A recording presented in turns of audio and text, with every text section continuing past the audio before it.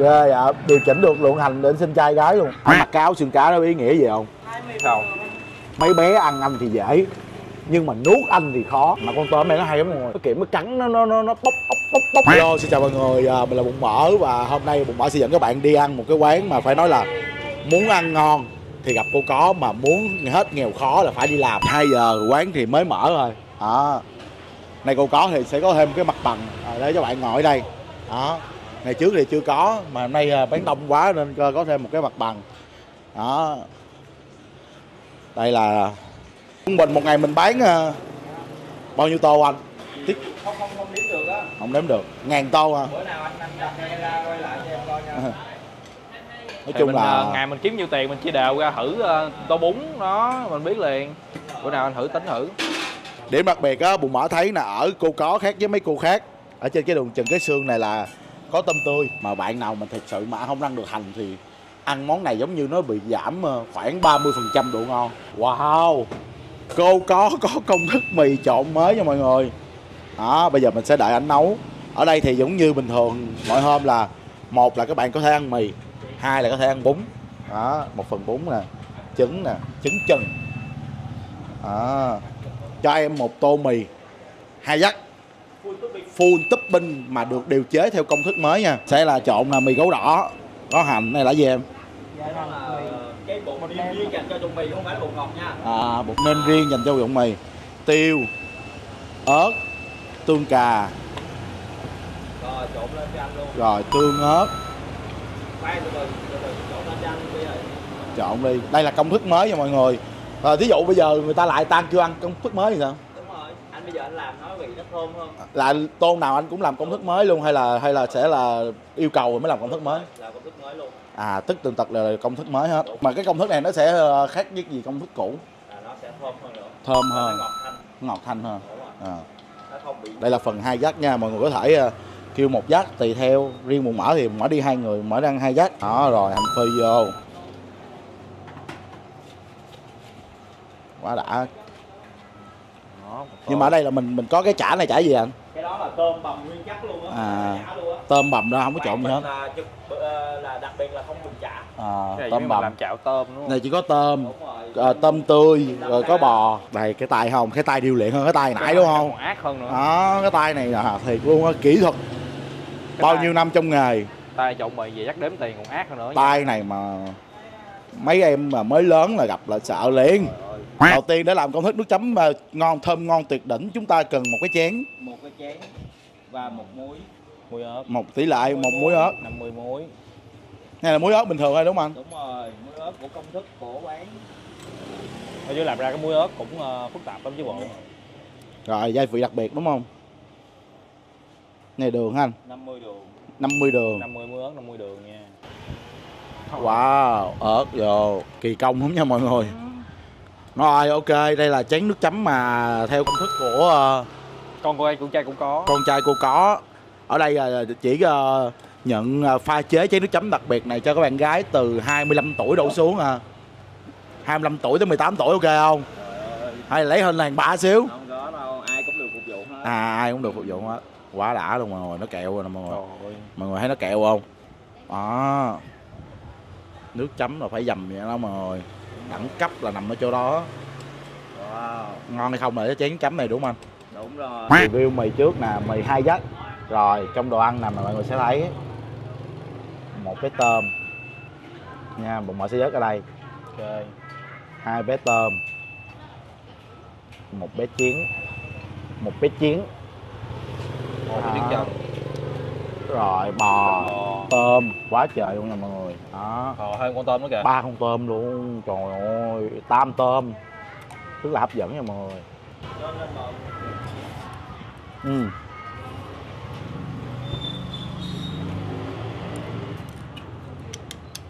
Ghi cái phần mì này là nó vừa rồi nha. Mọi người đừng có lại nếm gì nữa nha.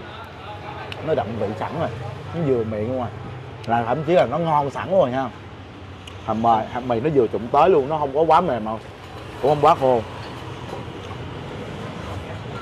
Nó không khỏi trụng gì hết, hợp lý. Không có bèo.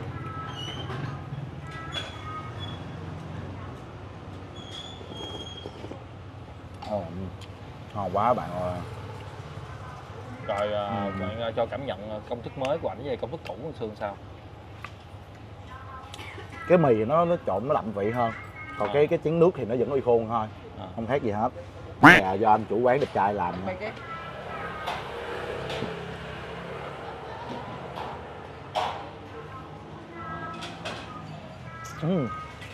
Ngon quá rồi.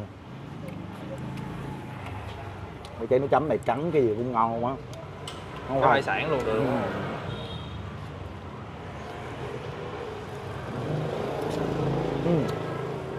Mà con tôm này nó hay lắm mọi người, mình ăn vào cảm nhận tươi liền luôn.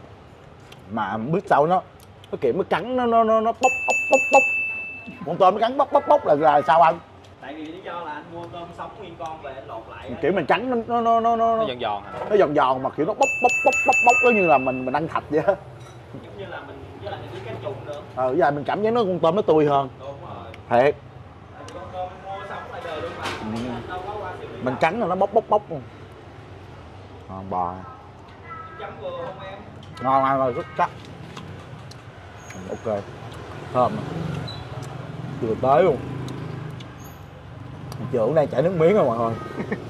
Đây ăn đậu hành là phải lừng phải giống vậy nè bạn. Rồi mới đã. Vậy mới về phải không? Rồi mì bún sung, mì sung. Có chỗ gọi là mì khỏe. Ở đây là mình mở gọi là mì sung. Đã quá trời đậu hành luôn. Cái này Tim thích ăn hành này khoái mà. Nó tan dụng rồi. Dạ, điều chỉnh được lượng hành để xin trai gái luôn. Hay vậy ta. Đó, miếng nâu á, miếng cam đó. Đúng rồi. Miếng chả tôm. Ngon. Nó cũng là tôm tươi nghiền ra thôi. Chứ không phải gì hết. Nó giống như kiểu, nó giống ăn bún quậy không? Bún quậy nó cũng hay có cái vớt ở trên tô á. Nhưng mà nó đậm đà hơn nhiều, bún quậy nhiều. Còn bạn nào mà ăn đậm đà hơn không? Vớt như nè cho mình mở. Vớt như nè. Đó. Là bạn nào ăn đậm đà nha. Đó, để vậy á.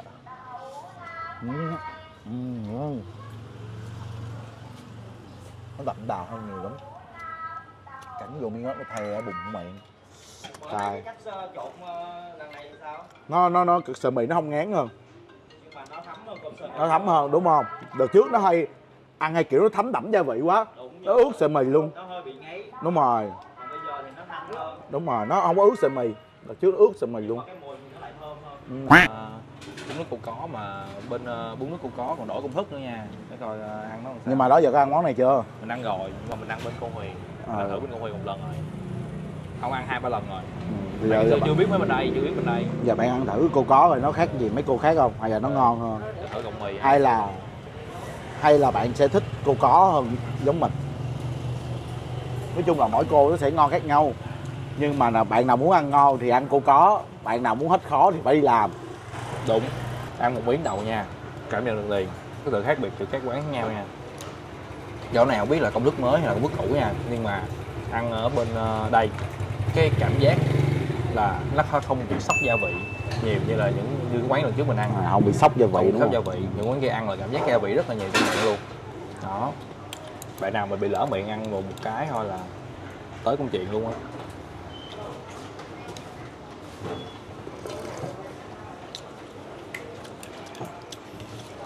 Nước lèo thanh nhưng mà nó vẫn có sự đậm đà riêng nha, tại vì trụng dừa, tôm, thịt bò, trứng nữa.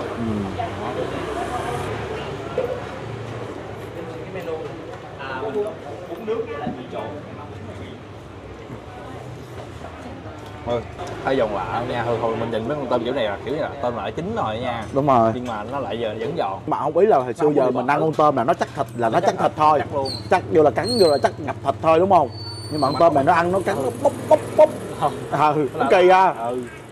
Bây giờ mình không có so sánh cô này với cô kia, nhưng mà nếu mà được chấm điểm thì tô này bạn cho mấy điểm? Nếu mà chấm á, tôi sẽ cho là 8/10.